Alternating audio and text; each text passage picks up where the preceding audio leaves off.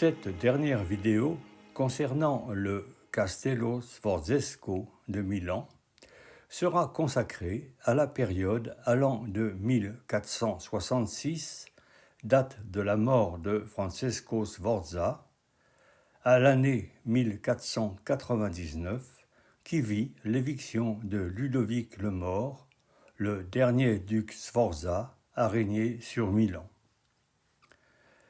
Rappelons d'abord que le château s'était constitué de part et d'autre du rempart de la ville et de la porte Giovia par les Visconti qui dirigeaient Milan depuis la fin du XIIIe siècle.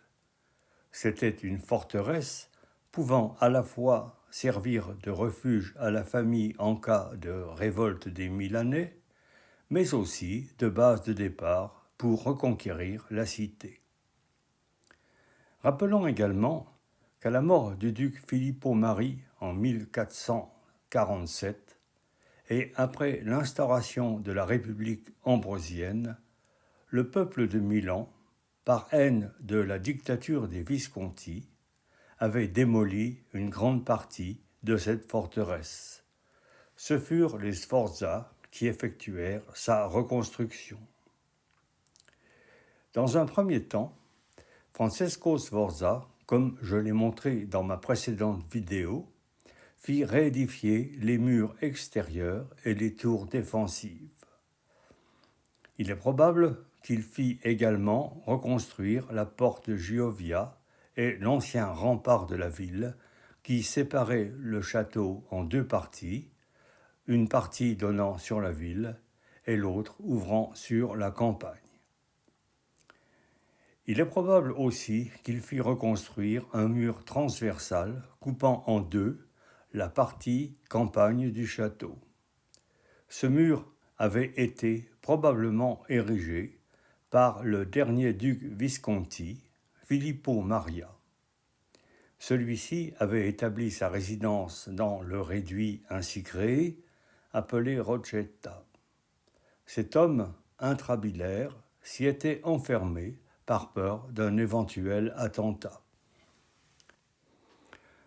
À l'époque de Francesco Sforza, le château possédait un rôle essentiellement militaire.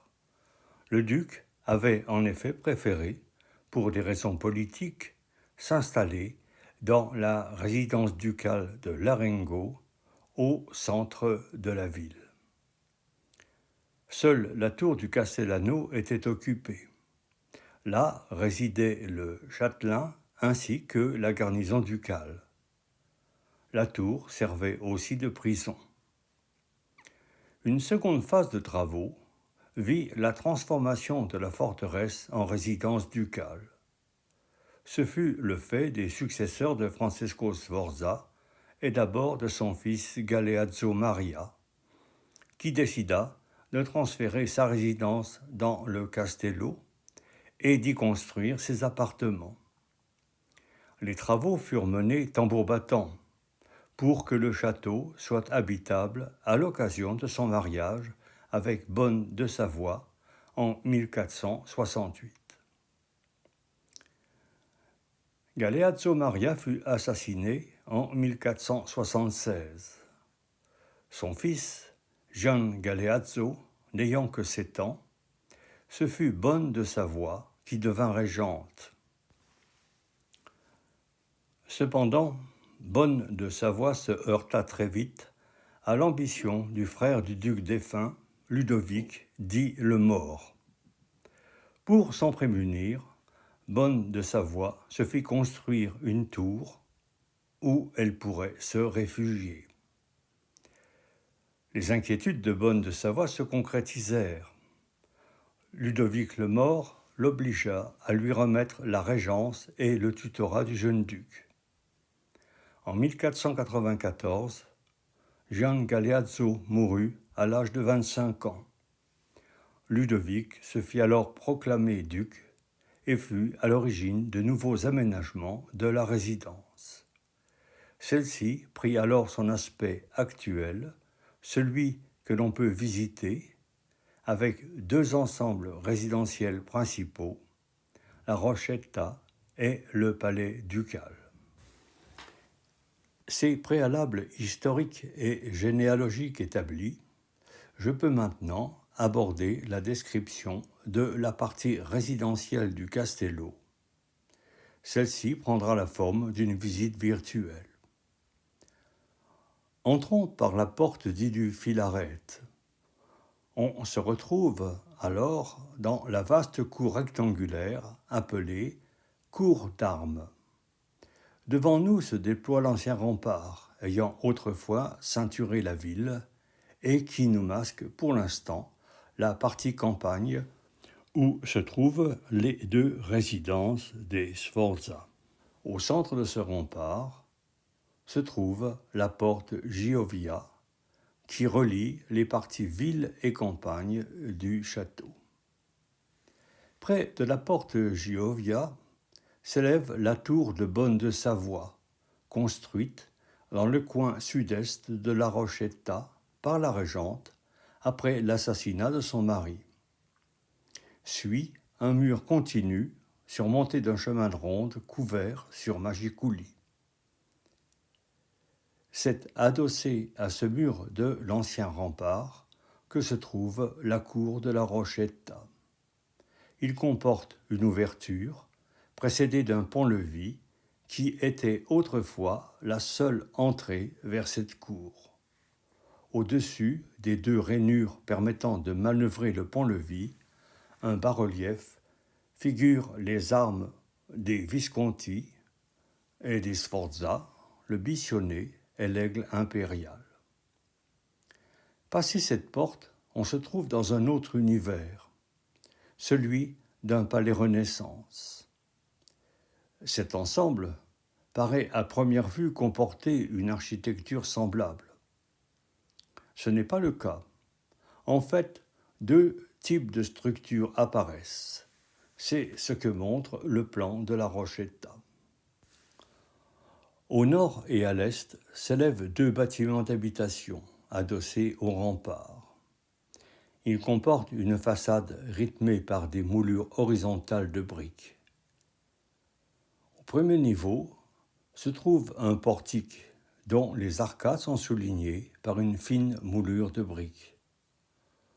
Au-dessus, une rangée de petites lucarnes, puis s'élèvent deux étages de fenêtres également soulignés par des arcades de briques.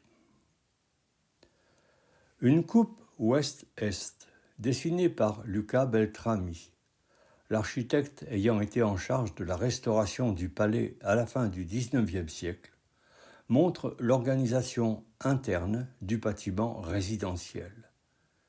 Il comporte 3 hauteurs de salles, dont celle du rez-de-chaussée est à voûte surbaissée sur console. À gauche, des fenêtres ont été percées dans le rempart, permettant l'éclairage de ces salles. À droite, en avant de ces salles, au-dessus du portique, de petites salles étroites doivent servir de couloir de liaison. La coupe de Luca Beltrami permet de montrer aussi la structure du bâtiment ouest, donnant sur la cour ducale.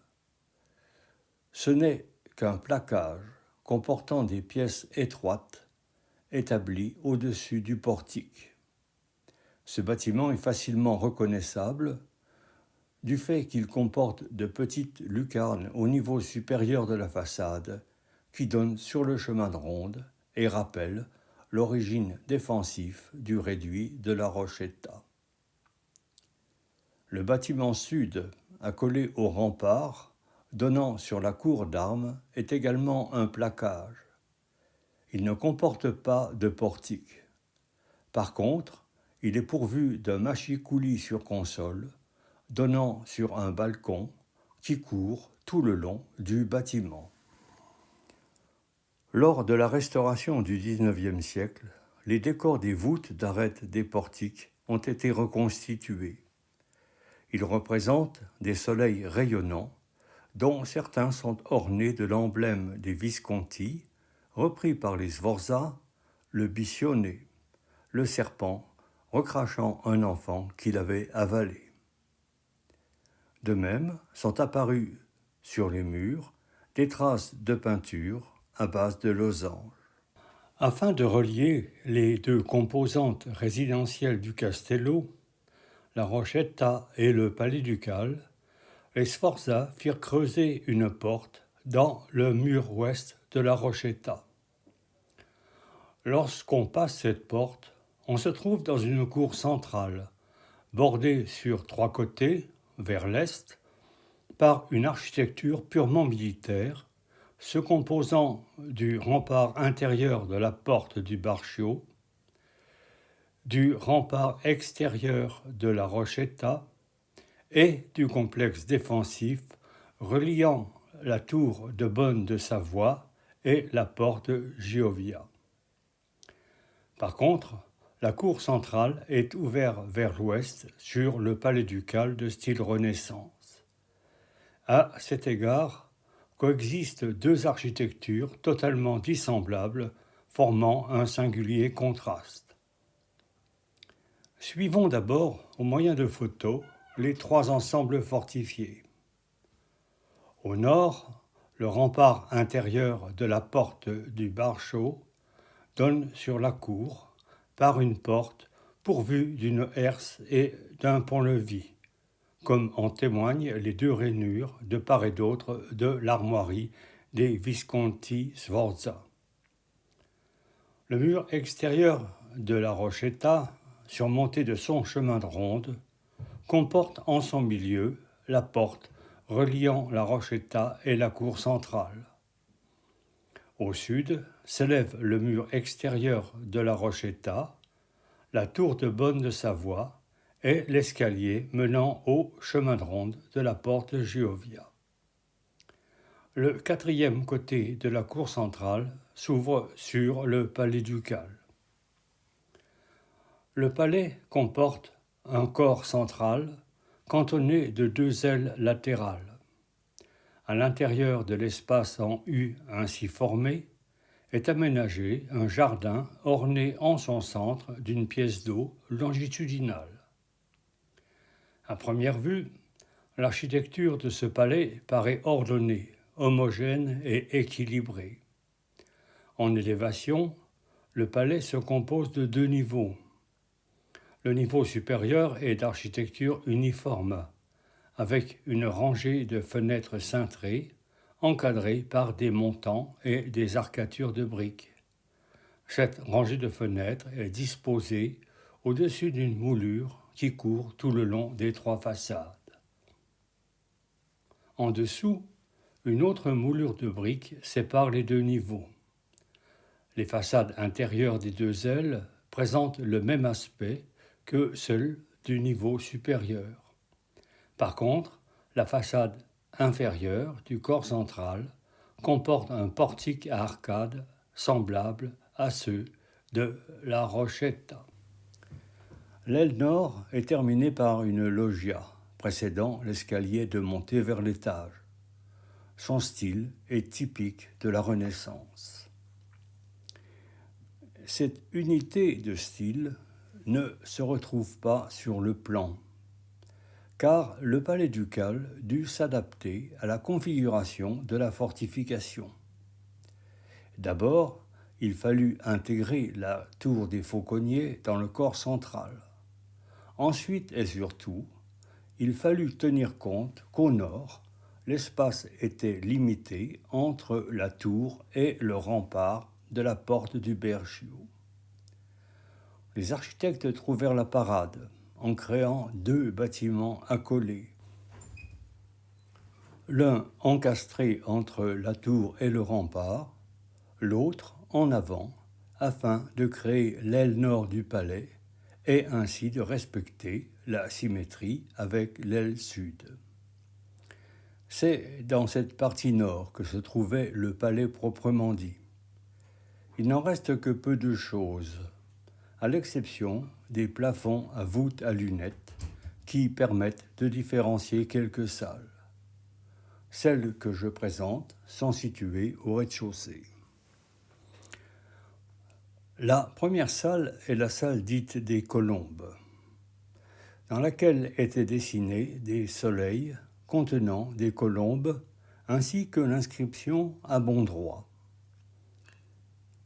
Cette devise avait été inventée par Pétrarque à l'époque des Visconti pour justifier un acte inique de l'un d'eux. Elle avait été reprise par Bonne de Savoie. La salle suivante est la salle dite ducale. Son décor est composé des armoiries des Visconti repris par les Sforza. L'inscription est une abréviation de Galeazzo Mari, duc de Milan. Le décor de la voûte de la chapelle figure le jugement dernier. Au centre est figuré Dieu entouré des anges de la cour céleste. Au-dessous, le Christ, dans une mandorle, descend vers la terre où se produit la résurrection des morts. Deux autres fresques sous le portique représentent pour l'une un éléphant et pour l'autre deux pattes arrière d'un animal qui pourrait être un félin. Ces deux fresques témoignent de l'esprit de curiosité qui animait l'humanisme de la Renaissance. L'époque de Ludovic le Mort fut la période la plus brillante de toute l'histoire du château. Le duc invita à sa cour des artistes renommés. Deux d'entre eux méritent d'être cités. L'un est Léonard de Vinci, qui, dans la tour des Fauconniers, peignait la voûte. Celle-ci comporte toujours un décor de canopée d'arbres aux branches entremêlées. L'autre artiste est Bramante, qui fit les plans du Ponticella, un pont construit au-dessus du rempart, permettant de sortir du palais pour se rendre dans les jardins. On attribue aussi à Bramante une fresque dans une salle de la tour du Châtelain. Bien que la tête du personnage représenté ait disparu, on pense que cette fresque représenterait Argos, le géant de la mythologie grecque qui possédait 100 yeux et était capable de tout voir à tout moment. La présence d'Argos dans cette salle était symboliquement judicieuse, puisque c'était là qu'était conservé le trésor ducal.